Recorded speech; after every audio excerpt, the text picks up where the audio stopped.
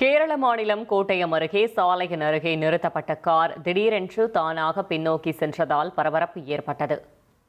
ஆலும்தரா என்ற பகுதியில் ஒருவர் தனது காரை நிறுத்திவிட்டு கடைக்கு சென்றார்.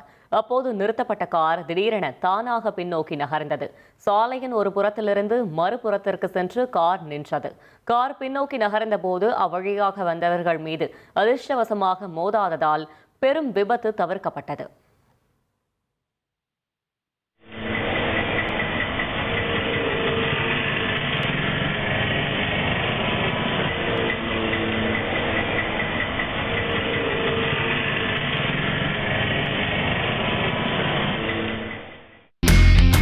இனி செல்லும் இடமெல்லாம் செய்தி. தந்தை டிவியின் வாட்ஸ்அப் சேனலை ஃபாலோ பண்ணினா செல்ல இருக்கும் இடமெல்லாம் செய்தி. இதோ QR கோட் இப்பவே ஸ்கேன் பண்ணுங்க, ஃபாலோ பண்ணுங்க.